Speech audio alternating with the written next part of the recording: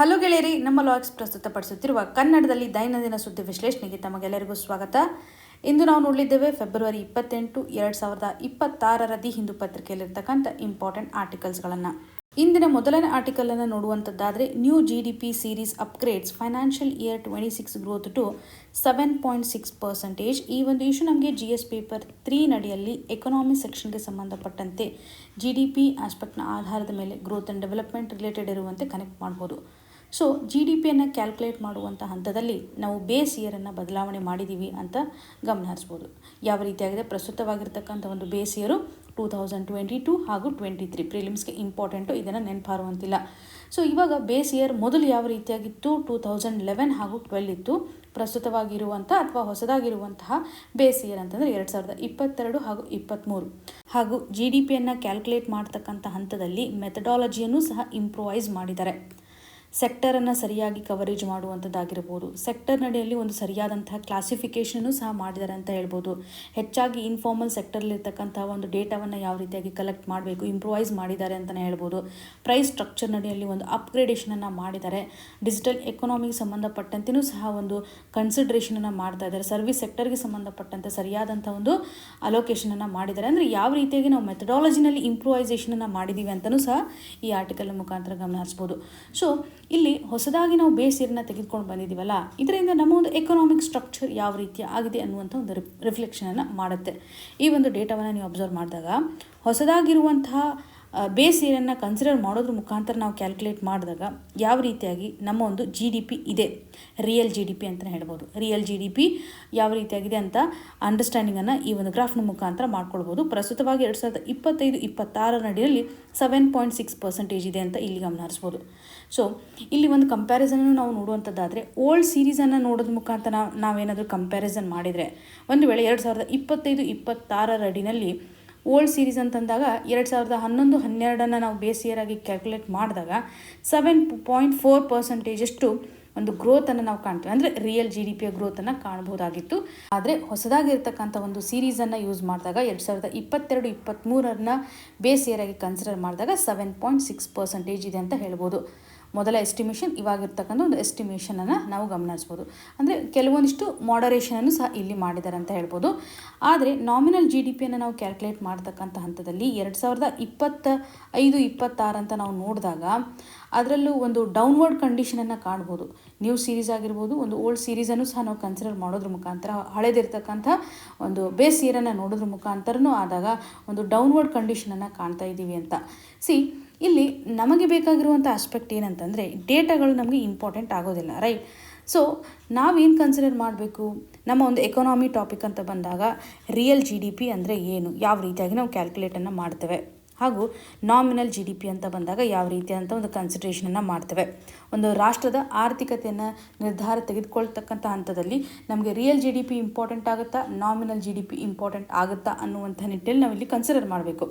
So real GDP ಅಂತ ಬಂದಾಗ ಇದು ಆಲ್ರೆಡಿ ನಾವು ನೋಡಿದ್ವಿ, ಕ್ಯಾಲ್ಕುಲೇಟ್ ಮಾಡುವಾಗ ಬೇಸ್ ಇಯರನ್ನು ನಾವು ಕನ್ಸಿಡರ್ ಮಾಡ್ತಾ ಇರ್ತೀವಲ್ಲ, ಆವಾಗ ನಾವು ಅದನ್ನು ರಿಯಲ್ GDP ಅಂತ ಕನ್ಸಿಡರ್ ಮಾಡ್ತೀವಿ.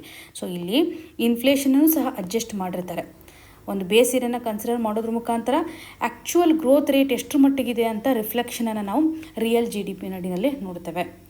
ನಾಮಿನಲ್ GDP ಅಂತ ಬಂದಾಗ ಇಲ್ಲಿ ಕರೆಂಟ್ ಪ್ರೈಸಸ್ ಯಾವ ರೀತಿಯಾಗಿದೆ, ಪ್ರಸ್ತುತವಾಗಿರ್ತಕ್ಕಂಥ ಪ್ರೈಸಸ್ಗಳ ಆಧಾರದ ಮೇಲೆ ನಾವು ನೋಡ್ತೇವೆ ನಮ್ಮ ಒಂದು ಎಕಾನಮಿಯ ಸೈಜ್ ಎಷ್ಟು ಮಟ್ಟಿಗಿದೆ ಅನ್ನುವಂಥ ರಿಫ್ಲೆಕ್ಷನನ್ನು ನಾಮಿನಲ್ GDP ತೋರಿಸುತ್ತೆ. ಇದು ನಿಮಗೆ ಕ್ಲಿಯರಾಗಿ ಗೊತ್ತಿರಲಿ. ಸ್ಟೇಟ್ಮೆಂಟ್ಗಳ ವೈಸ್ ಕೊಡ್ತಾರೆ ಕ್ವಶನನ್ನು. ಸೊ ಹಾಗಾಗಿ ಇದನ್ನು ನೆನ್ಪಿಟ್ಕೊಳ್ಬೇಕು. ನಾಮಿನಲ್ GDP ಜನರಲಿ ಒಂದು ಎಕಾನಮಿಯ ಸೈಜ್ ಎಷ್ಟು ಮಟ್ಟಿಗಿದೆ ಅನ್ನುವಂಥ ರಿಫ್ಲೆಕ್ಷನನ್ನು ಮಾಡುತ್ತೆ. ಆ್ಯಕ್ಚುಲ್ ಗ್ರೋತ್ ರೇಟ್ ಯಾವ ರೀತಿಯಾಗಿದೆ ಅಂತ ಐಡೆಂಟಿಫೈ ಮಾಡಲಿಕ್ಕೆ ನಮಗೆ ರಿಯಲ್ GDP ಇಂಪಾರ್ಟೆಂಟ್ ಆಗುತ್ತೆ. ಸೊ ಇಲ್ಲಿ ರಿಯಲ್ GDPಯ ಕಾಂಟೆಕ್ಸ್ಟನ್ನು ನಾವು ನೋಡುವಂಥದ್ದಾದರೆ 7.6 ಒಂದು ಅಪ್ವರ್ಡ್ ಕಂಡೀಷನನ್ನು ತೋರಿಸ್ತಾ ಇದೆ ಓಲ್ಡ್ ಸೀರೀಸ್ ಮತ್ತು ನ್ಯೂ ಸೀರೀಸನ್ನು ಕಂಪೇರ್ ಮಾಡಿದರೆ. ಆದರೆ ನಾಮಿನಲ್ GDP ಒಂದು ಕ್ಯಾಲ್ಕುಲೇಷನ್ ಮಾಡಿದಾಗ ಇಲ್ಲಿ ಒಂದು ರಿವೈಸ್ಡ್ ಕಂಡೀಷನ್ ಏನಿದೆಯಲ್ಲ, ಡೌನ್ವರ್ಡ್ ಸ್ಥಿತಿಗತಿಯನ್ನು ತೋರಿಸ್ತಾ ಇದೆ. ಸೊ ನ್ಯೂ ಸೀರೀಸ್ ಅಂತ ಬಂದಾಗ, ಡೌನ್ವರ್ಡ್ ಕಂಡೀಷನ್ ಅಂತ ಬಂದಾಗ ಇದರ ಅಡಿನಲ್ಲಿ -335 ಒಂದು ಸೈಜನ್ನು ನಾವು ಗಮನ ಹರಿಸ್ಬೋದು. ನಮ್ಮ ಒಂದು ಎಕಾನಮಿ ಸೈಜ್ ಯಾವ ರೀತಿಯಾಗಿದೆ ಅಂತ ಕ್ಯಾಲ್ಕುಲೇಟ್ ಮಾಡ್ತಕ್ಕಂಥ ಹಂತದಲ್ಲಿ ನಂಬರ್ನ ಆಧಾರದ ಮೇಲೆ ಇಲ್ಲಿ ಕನ್ಸಿಡರ್ ಮಾಡ್ತಾರೆ. ರಿಯಲ್ GDP ಅಂತ ಬಂದಾಗ ಪರ್ಸೆಂಟೇಜ್ನ ಆಧಾರದ ಮೇಲೆ ನಾವು ನೋಡ್ಬೋದು. ಸೊ ಇಲ್ಲಿ ಫಿಸ್ಕಲ್ ಇಂಪ್ಯಾಕ್ಟನ್ನು ಕ್ಯಾಲ್ಕುಲೇಟ್ ಮಾಡ್ತಕ್ಕಂಥ ಹಂತದಲ್ಲಿ ನಾವು GDP ಡೇಟಾವನ್ನು ತೆಗೆದುಕೊಳ್ಬೇಕು. ಅದರಲ್ಲೂ ನಾಮಿನಲ್ GDPಯನ್ನು ಕನ್ಸಿಡರ್ ಮಾಡ್ತಾರೆ. ಹೊಸದಾಗಿರ್ತಕ್ಕಂಥ ಒಂದು ಸೀರೀಸ್ ಅಂತ ತೆಗೆದುಕೊಂಡಾಗ -335 ಇದೆ. ಅದೇ ನಾವು ಓಲ್ಡ್ ಸೀರೀಸ್ ಅಥವಾ 2011-12 ಬೇಸ್ ಇಯರನ್ನು ಕನ್ಸಿಡರ್ ಮಾಡಿದಾಗ -350 ಇರೋದನ್ನು ನೋಡ್ತಾ ಇದ್ದೀವಿ. ಸೊ ಇಲ್ಲಿ ನಾವು ಫಿಸ್ಕಲ್ ಇಂಪ್ಯಾಕ್ಟನ್ನು ಕ್ಯಾಲ್ಕುಲೇಟ್ ಮಾಡುವಂಥ ಹಂತದಲ್ಲಿ ಒಂದು ಫಾರ್ಮುಲಾ ನೋಡೋದಾದರೆ fiscal deficit divided by GDP ratio ಅಂತ ನೋಡುವಂಥದ್ದಾದರೆ, ಸೊ ಈ ಒಂದು ರೇಷೋನ ಕ್ಯಾಲ್ಕುಲೇಟ್ ಮಾಡುವಂಥ ಹಂತದಲ್ಲಿ ನಾವು GDPಯನ್ನು ಇಲ್ಲಿ ಕನ್ಸಿಡರ್ ಮಾಡಬೇಕಾಗುತ್ತಲ್ವ, ನಾಮಿನಲ್ GDPಯನ್ನು ತೆಗೆದುಕೊಳ್ತಾರೆ. ಹೊಸದಾಗಿರ್ತಕ್ಕಂಥ ಸೀರೀಸ್ ನಡಿನಲ್ಲಿ -335 ಇದೆ. ಕಡಿಮೆ ಬೆಲೆ ಇರೋದರಿಂದ ಫಿಸ್ಕಲ್ ಡೆಫಿಸಿಟ್ ಹಾಗೂ GDP ರೇಷೋ ಹೆಚ್ಚಾಗ್ತಕ್ಕಂಥ ಸಾಧ್ಯತೆ ಇರುತ್ತೆ. ಬಿಕಾಸ್ GDP ನಾಮಿನಲ್ ಆಧಾರದ ಮೇಲೆ ಕಡಿಮೆ ವ್ಯಾಲ್ಯೂವನ್ನು ತೋರಿಸ್ತಾ ಇದೆ. ಆಟೋಮೆಟಿಕ್ಲಿ ಈ ಒಂದು ರೇಷೋ ಹೆಚ್ಚಾಗ್ತಾ ಇರೋದನ್ನು ನಾವು ನೋಡ್ಬೋದು. ಅದೇ ನಾವು ಡೆಟ್ ಟು GDP ರೇಷೋ ಅಂತ ತೆಗೆದುಕೊಳ್ತಕ್ಕಂಥ ಹಂತದಲ್ಲಿ ಡೆಟ್ ಟು GDP ರೇಷೋ ಅಂತಲೂ ತೆಗೆದುಕೊಂಡಾಗ ಒಂದು ವೇಳೆ GDP ಕಡಿಮೆ ಇದೆ ಅನ್ನುವಂಥ ನಿಟ್ಟಿನಲ್ಲಿ ನಾವು ನೋಡಿದಾಗ ಡೆಟ್ ಸಹ ಜಾಸ್ತಿ ಇದೆ ಅನ್ನುವಂಥ ಒಂದು ಕಂಪ್ಲೀಟ್ ರೇಷೋನ ರಿಫ್ಲೆಕ್ಟ್ ಮಾಡುತ್ತೆ ಅಂತ ಹೇಳ್ಬೋದು. ಹಾಗೆ ಟ್ಯಾಕ್ಸ್ ರಿಲೇಟೆಡ್ ಇರುವಂತೆ ನೋಡುವಂಥದ್ದಾದರೆ ಟ್ಯಾಕ್ಸ್ ಟು GDP ರೇಷೋ ಅಂತ ನಾವು ತೆಗೆದುಕೊಂಡಾಗ ಟ್ಯಾಕ್ಸ್ ಯಾವ ರೀತಿಯಾಗಿದೆ ಅಥವಾ ಯಾವ ರೀತಿಯಾದಂತಹ ಒಂದು ರೆವಿನ್ಯೂ ಬರ್ತಾ ಇದೆ ಆ ಒಂದು ಟ್ರೆಂಡ್ನ ಆಧಾರದ ಮೇಲೆ ನಾವು ಕ್ಯಾಲ್ಕುಲೇಟ್ ಮಾಡ್ಬೋದು. ಸೊ ಜನರಲಿ ನೀವು ಇಲ್ಲಿ ಅರ್ಥ ಮಾಡ್ಕೋಬೇಕಾಗಿರೋದು ಏನಂತಂದರೆ ಕ್ಯಾಲ್ಕುಲೇಷನ್ ಮಾಡುವಂಥ ಹಂತದಲ್ಲಿ ಒಂದು ಫಿಸ್ಕಲ್ ಇಂಪ್ಯಾಕ್ಟ್ ಡೆಫಿನೆಟ್ಲಿ ಆಗೇ ಆಗುತ್ತೆ. ವೈ? ಬಿಕಾಸ್ ನಾಮಿನಲ್ GDPಯನ್ನು ನಾವು ಡಿನಾಮಿನೇಟರಲ್ಲಿ ತೆಗೆದುಕೊಳ್ತಾ ಇದ್ದೀವಿ ಅಂತಂದರೆ ಆಟೋಮೆಟಿಕ್ಲಿ ಈ ಒಂದು ರೇಷೋ ಕಡಿಮೆ ಆಗ್ತಾ ಇರೋದನ್ನು ನಾವು ನೋಡ್ತಾ ಇದ್ದೀವಿ. ಒಟ್ಟಾರೆಯಾಗಿ ಈ ಒಂದು ಹೊಸ ನ್ಯೂ ಸೀರೀಸನ್ನು ಯೂಸ್ ಮಾಡೋದ್ರ ಮುಖಾಂತರ ಪಾಸಿಟಿವ್ ಸೈಡ್ ಯಾವ ರೀತಿಯಾಗಿದೆ, ರಿಯಲ್ GDPಯನ್ನು ಕ್ಯಾಲ್ಕುಲೇಟ್ ಮಾಡುವಂಥ ಹಂತದಲ್ಲಿ ಫಿನಾನ್ಷಿಯಲ್ ಇಯರ್ 26ನ ಒಂದು ಗ್ರೋತು 7.6 ಅಂತ ಪ್ರೊಜೆಕ್ಷನನ್ನು ತೋರಿಸುತ್ತೆ. ಸೊ ಇದರಿಂದ ಏನು ಅರ್ಥ ಆಗುತ್ತೆ ಅಂದರೆ ನಮ್ಮ ಒಂದು ರಿಯಲ್ GDP ಚೆನ್ನಾಗಿದೆ, ಹಾಗಾಗಿ ಇನ್ವೆಸ್ಟ್ಮೆಂಟ್ಗಳು ಜಾಸ್ತಿ ಆಗುತ್ತೆ, ಡೊಮೆಸ್ಟಿಕ್ ಡಿಮ್ಯಾಂಡು ಸಹ ಜಾಸ್ತಿ ಆಗುತ್ತೆ ಅನ್ನುವಂಥ ಒಂದು ರಿಫ್ಲೆಕ್ಷನನ್ನು ನೋಡ್ಬೋದು. ಸೊ ಇದರಿಂದ ಒಂದು ಕ್ರೆಡಿಬಿಲಿಟಿನೂ ಸಹ ಇಂಪ್ರೂವ್ ಆಗುತ್ತೆ ಹೊಸದಾಗಿರ್ತಕ್ಕಂಥ ಒಂದು ಮೆಥಡನ್ನು ಯೂಸ್ ಮಾಡ್ತಾ ಇದ್ದೀವಿ ಅಂತ. ಆದರೆ ಒಂದು ಕನ್ಸರ್ನ್ ಏನಂತಂದರೆ ಇವಾಗ ನೋಡಿ ಫಿಸ್ಕಲ್ ರೇಷೋನ ನಾವು ಕ್ಯಾಲ್ಕುಲೇಟ್ ಮಾಡಿದ್ವಲ್ಲ, ಈ ಫಿಸ್ಕಲ್ ರೇಷೋಗಳನ್ನು ಕ್ಯಾಲ್ಕುಲೇಟ್ ಮಾಡ್ತಕ್ಕಂಥ ಹಂತದಲ್ಲಿ ಅಷ್ಟೊಂದು ಸರಿಯಾದಂಥ ಪರ್ಫಾರ್ಮೆನ್ಸನ್ನು ನಾವು ತೋರಿಸ್ತಾ ಇಲ್ಲ. ಈವನ್ 2023-24 ಗ್ರೋತನ್ನು ನಾವು ಕ್ಯಾಲ್ಕುಲೇಟ್ ಮಾಡಿದ್ದೇ ಆದರೆ ನ್ಯೂ ಸೀರೀಸನ್ನು ಕನ್ಸಿಡರ್ ಮಾಡೋದ್ರ ಮುಖಾಂತರ ಇನ್ನೂ ಶಾರ್ಪಾಗಿ ಡೇಟಾಗಳು ಡಿಕ್ಲೈನ್ ಆಗ್ತಾ ಇರೋದನ್ನು ನೋಡ್ತಾ ಇದ್ದೀವಿ. ಹಾಗಾಗಿ ನಾಮಿನಲ್ GDP ಅಂತ ಬಂದಾಗ ಇಲ್ಲಿ ನಾವು ಡೌನ್ವರ್ಡ್ ಕಂಡೀಷನನ್ನು ತೋರಿಸ್ತಾ ಇದ್ದೀವಿ, ಡೌನ್ವರ್ಡ್ ಆಗಿರ್ತಕ್ಕಂಥ ಡೇಟಾವನ್ನು ತೋರಿಸ್ತಾ ಇದ್ದೀವಿ. ಇದು ನಮ್ಮ ಫಿಸ್ಕಲ್ ರೇಷೋ ಮೇಲೆ ಇಂಪ್ಯಾಕ್ಟನ್ನು ಕ್ರಿಯೇಟ್ ಮಾಡುತ್ತೆ ಅಂತ. ಪಾಸಿಟಿವಿಟಿ ಅಂತ ಬಂದಾಗ ಒಂದು ಗ್ರೋತ್ ಸ್ಟ್ರಾಂಗ್ ಇದೆ ಅಂತ ಫೈನಾನ್ಷಿಯಲ್ ಇಯರ್ ನಡಿನಲ್ಲಿ ನಾವು ನೋಡ್ಬೋದು. Examination perspectively very very important ಯಾವ ರೀತಿಯಾಗಿ ರಿಯಲ್ GDP ಹಾಗೂ ನಾಮಿನಲ್ GDPಯನ್ನು ನಾವು ಕನ್ಸಿಡರ್ ಮಾಡ್ತಾ ಇದ್ದೀವಿ, ಗ್ರೋತ್ಗೆ ಸಂಬಂಧಪಟ್ಟಂಥ ಪ್ರೊಜೆಕ್ಷನನ್ನು ಯಾವ ರೀತಿಯಾಗಿ ಮಾಡುತ್ತೆ ಅನ್ನುವಂಥದ್ದನ್ನು ಈ ಆರ್ಟಿಕಲ್ನ ಮುಖಾಂತರ ನಾವು ಕನೆಕ್ಟ್ ಮಾಡ್ಬೋದು. ಇಲ್ಲಿ ನಿಮಗೊಂದು ಸಿಂಪಲ್ ಪ್ರಶ್ನೆಯನ್ನು ಕೇಳುವಂಥದ್ದಾದರೆ GDPಯನ್ನು ಕ್ಯಾಲ್ಕುಲೇಟ್ ಮಾಡ್ತಕ್ಕಂಥ ಹಂತದಲ್ಲಿ ನಾವು 3 ಮೆಥಡನ್ನು ಫಾಲೋ ಮಾಡ್ತೇವೆ. ಆ 3 ಮೆಥಡ್ಗಳ ನೇಮನ್ನು ಕಮೆಂಟ್ ಸೆಕ್ಷನಲ್ಲಿ ಮೆನ್ಷನ್ ಮಾಡಿ. ಇನ್ನು ಮುಂದಿನದಾಗಿ tribal affairs ministry set to revamp forest right cells form one stop coordinating units. ಈ ಒಂದು ಇಶ್ಯೂ ನಮಗೆ GS ಪೇಪರ್ 2 ನಡಿಯಲ್ಲಿ ಗವರ್ನೆನ್ಸ್ಗೆ ಸಂಬಂಧಪಟ್ಟಂತೆ ಅದರಲ್ಲೂ ಟ್ರೈಬಲ್ ರೈಟ್ಸ್ ಆಗಿರ್ಬೋದು, ಫಾರೆಸ್ಟ್ ರೈಟ್ ಆ್ಯಕ್ಟ್ ರಿಲೇಟೆಡ್ ಇರುವಂತೆ ಕೆಲವೊಂದಿಷ್ಟು ಚೇಂಜಸನ್ನು ಮಿನಿಸ್ಟ್ರಿ ಆಫ್ ಟ್ರೈಬಲ್ ಅಫೇರ್ಸ್ ಮಾಡಿದೆ ಅಂತ ಹೇಳ್ಬೋದು. ಫಾರೆಸ್ಟ್ ರೈಟ್ ಆ್ಯಕ್ಟಲ್ಲಿರ್ತಕ್ಕಂಥ ಪ್ರೊವಿಷನನ್ನು ಇಂಪ್ಲಿಮೆಂಟ್ ಮಾಡಬೇಕು, ಸರಿಯಾಗಿ ಒಂದು ಫಾರೆಸ್ಟ್ ರೈಟ್ಸನ್ನು ಪ್ರೊವೈಡ್ ಮಾಡಬೇಕು ಅಂತಂದರೆ ಹ್ಯೂಮನ್ ರಿಸೋರ್ಸ್ ತುಂಬ ಇಂಪಾರ್ಟೆಂಟ್ ಆಗುತ್ತೆ ಅಂತ ಮಿನಿಸ್ಟ್ರಿಯ ದಜುವಾ ಪ್ರೋಗ್ರಾಮ್ ನಡಿನಲ್ಲಿ ಪಾರ್ಟ್ ಆಗಿ ಒಂದು ಸೆಲ್ಸ್ಗಳನ್ನು ಕ್ರಿಯೇಟ್ ಮಾಡಿದರು. ಈ ಮೊದಲು ಫಾರೆಸ್ಟ್ ರೈಟ್ ಆ್ಯಕ್ಟ್ ಸೆಲ್ಸ್ಗಳನ್ನು ಕ್ರಿಯೇಟ್ ಮಾಡಿದರು. ಇದರ ಇಂಪಾರ್ಟೆನ್ಸ್ ಯಾವ ರೀತಿಯಾಗಿತ್ತು ಅಂದರೆ ಎಡಿಷ್ನಲ್ ಆಗಿ ಹ್ಯೂಮನ್ ರಿಸೋರ್ಸನ್ನು ಪ್ರೊವೈಡ್ ಮಾಡಿದ್ದಾರೆ. ಯಾಕೆಂದರೆ ಫಾರೆಸ್ಟ್ ರೈಟ್ ರಿಲೇಟೆಡ್ ಇರ್ತಕ್ಕಂಥ ಕ್ಲೇಮ್ಸ್ಗಳು ಫಾಸ್ಟಾಗಿ ಆಗಲಿ, ಪ್ರೊಸೆಸಿಂಗ್ ಫಾಸ್ಟ್ ಆಗಲಿ ಅನ್ನುವಂಥ ನಿಟ್ಟಿನಲ್ಲಿ ರೆಕಾರ್ಡ್ಸ್ಗಳನ್ನು ಸಹ ಇಲ್ಲಿ ಮೇಂಟೈನ್ ಮಾಡಲಿಕ್ಕೆ ಸಹಕಾರಿ ಆಗುತ್ತೆ ಅಂತ ಸೆಲ್ಸ್ಗಳನ್ನು ನೋಡ್ಬೋದು. ಫಾರೆಸ್ಟ್ ರೈಟ್ಗೆ ಸಂಬಂಧಪಟ್ಟಂತೆ ಒಂದು ಡಿಜಿಟಲೈಸೇಷನ್ ಮಾಡಲಿಕ್ಕೂ ಸಹ ಹ್ಯೂಮನ್ ರಿಸೋರ್ಸ್ ಇಂಪಾರ್ಟೆಂಟ್ ಆಗುತ್ತೆ. ಸೊ ಇದರಿಂದಾಗಿ ಡಿಸ್ಟಿಕ್ ಹಾಗೂ ಸ್ಟೇಟ್ಗಳ ಮಧ್ಯೆ ಒಂದು ಕೋಆರ್ಡಿನೇಷನು ಸಹ ಚೆನ್ನಾಗಿ ಆಗಿದೆ when it comes to the providing forest right. Another thing ಅಂತಂದರೆ ಇವಾಗ ಯಾಕೆ ಸರ್ಕಾರ ಈ ಒಂದು ಫಾರೆಸ್ಟ್ ರೈಟ್ ಆ್ಯಕ್ಟ್ ಸೆಲ್ಸನ್ನು ರಿಮೂವ್ ಮಾಡ್ತಾ ಇದ್ದಾರೆ, ಹೊಸದಾಗಿ ಒನ್ ಸ್ಟಾಪ್ ಪ್ರಾಜೆಕ್ಟ್ ಮಾನಿಟರಿಂಗ್ ಯೂನಿಟ್ಸ್ಗಳನ್ನು ಡೆವಲಪ್ ಮಾಡಬೇಕು ಅಂತ ನಿರ್ಧಾರವನ್ನು ತೆಗೆದುಕೊಂಡಿದ್ದಾರೆ. ಹಾಗಾಗಿ ನ್ಯೂಸಲ್ಲಿ ನೋಡ್ತಾ ಇದ್ವಿ. ಸೊ ಇದಕ್ಕೆ ಕಾರಣ ಏನಿರಬಹುದು ಅಂತಂದರೆ ಇಲ್ಲಿ ಒಂದು ಅಡ್ಮಿನಿಸ್ಟ್ರೇಟಿವ್ ಕಾಸ್ಟ್ ಇನ್ಕ್ರೀಸ್ ಆಗಿದೆ ಅನ್ನುವಂತಹ ನಿಟ್ಟಿನಲ್ಲಿ ನಾವು ಸಪ್ರೇಟ್ ಆಗಿರುವಂಥ ಒಂದು ಸೆಲ್ಲನ್ನು ಕ್ರಿಯೇಟ್ ಮಾಡ್ತಾ ಇದ್ದೀವಲ್ಲ, ಸೊ ಇಲ್ಲಿ ಅಡ್ಮಿನಿಸ್ಟ್ರೇಟಿವ್ ಕಾಸ್ಟ್ ಜಾಸ್ತಿ ಆಗ್ತಾ ಇದೆ ಹಾಗೂ ಪಾಲಿಸಿ ಸ್ಪೆಸಿಫಿಕೇಷನ್ ಆಧಾರದ ಮೇಲೆ ಕೋಆರ್ಡಿನೇಷನ್ ಇಲ್ಲಿ ಮಿಸ್ಔಟ್ ಆಗ್ತಾ ಇದೆ ಅನ್ನುವಂಥ ನಿರ್ಧಾರವನ್ನು ತೆಗೆದುಕೊಳ್ತಾ ಇದ್ದಾರೆ. ಸೆಂಟರ್ ಮತ್ತು ಸ್ಟೇಟ್ಗಳ ಮಧ್ಯೆ ಒಂದು ಕಮ್ಯುನಿಕೇಷನ್ ಕಾಂಪ್ಲೆಕ್ಸಿಟಿ ಇದೆ. ಹಾಗಾಗಿ ಒನ್ ಸ್ಟಾಪ್ ಪ್ರಾಜೆಕ್ಟ್ ಮಾನಿಟರಿಂಗ್ ಯೂನಿಟ್ಸ್ಗಳನ್ನು ಡೆವಲಪ್ ಮಾಡಬೇಕು ಅನ್ನುವಂಥ ನಿರ್ಧಾರವನ್ನು ಕೈಗೊಂಡಿದೆ. ಸೊ ಇಲ್ಲಿ ಸೆಂಟರ್ ಗೌರ್ಮೆಂಟು ಕೋಆರ್ಡಿನೇಷನನ್ನು ಮಾಡುವಂಥದ್ದು, ಸೆಂಟ್ರಲ್ ಕೋಆರ್ಡಿನೇಟಿಂಗ್ ಯೂನಿಟ್ಸ್ಗಳನ್ನು ಡೆವಲಪ್ ಮಾಡುವಂಥದ್ದು. ಸೊ ಇಲ್ಲಿ ಒಂದು ಸ್ಟ್ರಕ್ಚರನ್ನು ನೋಡುವಂಥದ್ದಾದರೆ 4 ಆಫೀಷಿಯಲ್ಸ್ಗಳನ್ನು ಹೈಯರ್ ಮಾಡ್ತಾರೆ. ಫಾರೆಸ್ಟ್ ರೈಟ್ ಆ್ಯಕ್ಟ್ಗೆ ಸಂಬಂಧಪಟ್ಟಂತೆ ಸಪೋರ್ಟ್ ಮಾಡಲಿಕ್ಕೆ ಎಕ್ಸ್ಪರ್ಟ್ಗಳು ಇರುವಂಥದ್ದಾಗಿರ್ಬೋದು, ಹಾಗೂ ಒಂದು ಲೈವ್ಲಿಹುಡ್ ಸಪೋರ್ಟ್ ಮಾಡಲಿಕ್ಕೆ ಬೇಕಾಗ್ತಕ್ಕಂಥ ಒಂದು ಎಕ್ಸ್ಪರ್ಟ್ಸ್ಗಳು ಇರುವಂಥದ್ದಾಗಿರ್ಬೋದು, IT ಬೇಸ್ಡ್ ಎಕ್ಸ್ಪರ್ಟ್ಗಳಾಗಿರ್ಬೋದು, ಟೀಮ್ ಲೀಡರ್ಸ್ಗಳನ್ನು ಸಹ ಇಲ್ಲಿ ಡೆವಲಪ್ ಮಾಡೋದ್ರ ಮುಖಾಂತರ ಒಂದು ಫಾರ್ಮಲ್ ಸ್ಟ್ರಕ್ಚರನ್ನು ಇಲ್ಲಿ ತರಬೇಕು ಅನ್ನುವಂಥ ನಿಟ್ಟಿನಲ್ಲಿ. ಸೊ ಇಲ್ಲಿ ಡಿಸ್ಟಿಕ್ ಲೆವೆಲಲ್ಲೂ ಸಹ ಕೆಲವೊಂದಿಷ್ಟು ಜನರನ್ನು ಹೈಯರ್ ಮಾಡ್ತಾರೆ. ಫಾರೆಸ್ಟ್ ರೈಟ್ ಆ್ಯಕ್ಟ್ಗೆ ಸಂಬಂಧಪಟ್ಟಂಥ ಎಕ್ಸ್ಪರ್ಟ್ಸ್ಗಳನ್ನು ಸಹ ನೋಡ್ಬೋದು. ಸೊ ಇಲ್ಲಿ ಒಂದು ಅಪ್ರೋಚ್ ಏನಿದೆ ಅಂತಂದರೆ ಸೆಂಟ್ರಲೈಸ್ಡ್ ಆಗಿ ಮಾಡಬೇಕು. ಓಕೆ, ಮಲ್ಟಿ ಪಾಲಿಸಿ ಕೋಆರ್ಡಿನೇಷನ್ ಮಾಡೋದ್ರ ಬದಲಾಗಿ ಸ್ಟೇಟ್ ಗೌರ್ಮೆಂಟ್ ಮಧ್ಯೆ, ಡಿಸ್ಟಿಕ್ ಮಧ್ಯೆ ಕೋಆರ್ಡಿನೇಷನ್ ಮಾಡೋದ್ರ ಬದಲಾಗಿ ಸೆಂಟ್ರಲೈಸ್ಡ್ ಕಂಡೀಷನನ್ನು ಯಾಕೆ ತರಬಾರ್ದು ಅನ್ನುವಂಥ ನಿಟ್ಟಿನಲ್ಲಿ.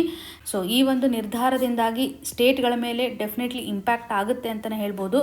ಬಿಕಾಸ್ ಫಾರೆಸ್ಟ್ ರೈಟ್ ಆ್ಯಕ್ಟ್ಗೆ ಸಂಬಂಧಪಟ್ಟಂಥ ಪ್ರೊವಿಷನ್ಸನ್ನು ಇವರೇ ಇಂಪ್ಲಿಮೆಂಟ್ ಮಾಡ್ತಾ ಇದ್ದಾರೆ. ಈವನ್ ಫಾರೆಸ್ಟ್ ರೈಟ್ ಆ್ಯಕ್ಟ್ ಸೆಲ್ಗೆ ಸಂಬಂಧಿಸಿದಂತೆ ಕಂಪ್ಲೀಟಾಗಿ ಹ್ಯಾಂಡಲಿಂಗನ್ನು ಇವರೇ ಮಾಡ್ತಾ ಇದ್ದಾರೆ. ಪೆಂಡಿಂಗ್ ಕೇಸ್ಗೆ ಸಂಬಂಧಿಸಿದಂತೆ ಯಾವ ರೀತಿ ಅಂತ ಅಲ್ಟರ್ನೇಟಿವ್ ಇದೆ, ಅಥವಾ ಇವಾಗ ಟೆಂಪ್ರರಿ ಕೆಲವೊಂದಿಷ್ಟು ರೈಟ್ಸನ್ನು ರಿಕಗ್ನೈಸ್ ಮಾಡಿದಾರಲ್ಲ, ಅದರ ಒಂದು ಸ್ಥಿತಿಗತಿಗಳು ಯಾವ ರೀತಿ ಆಗಿದೆ ಅಂತಲೇ ಗಮನಿಸ್ಬೋದು. ಎಕ್ಸಾಮಿನೇಷನ್ ಪರ್ಸ್ಪೆಕ್ಟಿವ್ ನಡಿಯಲ್ಲಿ ಫಾರೆಸ್ಟ್ ರೈಟ್ ಆ್ಯಕ್ಟ್ 2006 ನಮಗೆ ತುಂಬ ಇಂಪಾರ್ಟೆಂಟ್. ಇದರಡಿನಲ್ಲಿ ಶೆಡ್ಯೂಲ್ಡ್ ಟ್ರೈಬ್ಸ್ಗಳು ಇರ್ತಾರಲ್ಲ, ಅವ್ರಿಗೆ ಬೇಕಾಗ್ತಕ್ಕಂಥ ಒಂದು ಲ್ಯಾಂಡ್ ರೈಟ್ಸನ್ನು ಒದಗಿಸುತ್ತೆ ಅಂತ ಹೇಳ್ಬೋದು. ಈವನ್ ಇಂಡಿವಿಜುವಲ್ ರೈಟ್ ಆಗಿರ್ಬೋದು ಅಥವಾ ಕಮ್ಯುನಿಟಿ ಫಾರೆಸ್ಟ್ ರೈಟನ್ನು ಸಹ ಒದಗಿಸತಕ್ಕಂಥ ಒಂದು ಪವರನ್ನು ನಾವು ಈ ಆ್ಯಕ್ಟಲ್ಲಿ ಕಾಣ್ತಾ ಇದ್ದೀವಿ. ಹಿಸ್ಟಾರಿಕಲಿ ಒಂದು ಇನ್ಜಸ್ಟಿಸ್ ಆಗಿದೆ ಟ್ರೈಬಲ್ ಕಮ್ಯುನಿಟಿಗೆ. ಹಾಗಾಗಿ ಗ್ರಾಮ ಸಭೆಗೆ ಒಂದು ಅಥಾರಿಟಿಯನ್ನು ಕೊಡ್ತಾ ಇದ್ದಾರೆ. ಗ್ರಾಮ ಸಭೆ ಒಂದು ಎಂಪವರ್ಡ್ ಕಂಡೀಷನನ್ನು ಹೊಂದಿದೆ ಈ ಆ್ಯಕ್ಟ್ನಲ್ಲಿ. Very very important. ಯಾವ ರೀತಿಯಂಥ ಪ್ರೊವಿಷನ್ಸನ್ನು ನಾವಿಲ್ಲಿ ಕಾಣ್ತಾ ಇದ್ದೀವಿ. ಸೊ ಇಲ್ಲಿ ಪ್ರಸ್ತುತವಾಗಿ ಒಂದು ಅಡ್ಮಿನಿಸ್ಟ್ರೇಟಿವ್ ಸ್ಮೂತ್ ಆಗಬೇಕು ಅನ್ನುವಂಥ ನಿಟ್ಟಿನಲ್ಲಿ ಸರ್ಕಾರ ಯಾವ ರೀತಿ ಅಂತ ನಿರ್ಧಾರವನ್ನು ತೆಗೆದುಕೊಳ್ತಾ ಇದೆ ಅಂತ ಕ್ಲಿಯರಾಗಿ ಗೊತ್ತಿರಲಿ. ಡೆಫಿನೆಟ್ಲಿ ಒಂದು ಅಡ್ಮಿನಿಸ್ಟ್ರೇಟಿವ್ ಕಾಸ್ಟ್ ಹೆಚ್ಚಾಗ್ತಾ ಇದೆ, ಪಾಲಿಸಿನೂ ಸಹ ಸರಿಯಾಗಿ ಇಂಪ್ಲಿಮೆಂಟ್ ಆಗಬೇಕು ಅನ್ನುವಂಥ ನಿಟ್ಟಿನಲ್ಲಿ. ಸೊ ಈ ಒಂದು ನಿರ್ಧಾರದಿಂದಾಗಿ ಡೆಫಿನೆಟ್ಲಿ ಸೆಂಟ್ರಲೈಸೇಷನ್ ಹೆಚ್ಚಾಗೋದನ್ನು ನೋಡ್ಬೋದು. ಟ್ರೈಬಲ್ ಕಮ್ಯುನಿಟೀಸ್ ನಡಿನಲ್ಲೂ ಸಹ ಒಂದು ಕನ್ಫ್ಯೂಷನ್ ಕ್ರಿಯೇಟ್ ಆಗ್ತಕ್ಕಂಥ ಸಾಧ್ಯತೆ ಹೆಚ್ಚಾಗುತ್ತೆ. ವೈ? ಬಿಕಾಸ್ ಇವಾಗ ಟ್ರೈಬಲ್ ಗ್ರೂಪ್ ಅಂತ ಬಂದಾಗ ಅವರು ಡೆಫಿನೆಟ್ಲಿ ಒಂದು ಲೋಕಲ್ ಕಮ್ಯುನಿಟಿಗೆ ಆಗಿರ್ಬೋದು, ಲೋಕಲ್ ಬ್ಯೂರೋಕ್ರಾಟಿಕ್ ಸ್ಟ್ರಕ್ಚರೊಂದಿಗೆ ಹೆಚ್ಚು ಕೋಆರ್ಡಿನೇಷನನ್ನು ಮಾಡೋದಾಗಿ ಗಮನಿಸ್ಬೋದು. ಈ ಒಂದು ಹಂತದಲ್ಲಿ ಒಂದು ಕೋಆಪರೇಟಿವ್ ಫೆಡರಲಿಸಮ್ಗೆ ಸಂಬಂಧಪಟ್ಟಂಥ ಕ್ವಶನ್ ಮಾರ್ಕು ಸಹ ಕ್ರಿಯೇಟ್ ಆಗುತ್ತೆ. ಯಾಕೆಂದರೆ ಹೆಚ್ಚು ಸೆಂಟ್ರಲೈಸ್ಡ್ ಆಸ್ಪೆಕ್ಟನ್ನು ಇಲ್ಲಿ ನಾವು ಗಮನಿಸ್ಬೋದು. Examination perspectively very very important issue ಅಂತಲೇ ಹೇಳ್ಬೋದು. ಯಾವ ರೀತಿಯಾಗಿ ಗೈಡ್ಲೈನ್ಸ್ಗಳನ್ನು ಹೊರಡಿಸ್ತಾರೆ ಅಂತ ನಾವು ನೋಡೋಣ. ಪ್ರಸ್ತುತವಾಗಿ ಈ ಒಂದು ಟ್ರೈಬಲ್ ಅಫೇರ್ ಮಿನಿಸ್ಟ್ರಿ ಯಾವ ರೀತಿ ಅಂತ ಒಂದು ಅನೌನ್ಸ್ಮೆಂಟನ್ನು ಮಾಡಿದ್ದಾರೆ, ಅಥವಾ ಯಾವ ರೀತಿಯಾಗಿ ರಿವ್ಯಾಂಪ್ ಮಾಡಬೇಕು ಫಾರೆಸ್ಟ್ ರೈಟ್ಸನ್ನು ಒದಗಿಸ್ತಕ್ಕಂಥ ಹಂತದಲ್ಲಿ ಅಂತ ಕ್ಲಿಯರ್ ಆಗಿ ಗೊತ್ತಿರಲಿ. ಇನ್ನು ಮುಂದಿನದಾಗಿ Meghalaya steps up meningococcal disease surveillance. ಈ ಒಂದು ಇಶ್ಯೂ ನಮಗೆ GS ಪೇಪರ್ 2 ನಡಿನಲ್ಲಿ ಗವರ್ನೆನ್ಸ್ ಅಂತ ಬಂದಾಗ ಹೆಲ್ತ್ ರಿಲೇಟೆಡ್ ಇರುವಂಥ ಗವರ್ನೆನ್ಸ್ ಆಸ್ಪೆಕ್ಟ್ನ ಆಧಾರದ ಮೇಲೆ ಕನೆಕ್ಟ್ ಮಾಡ್ಬೋದು.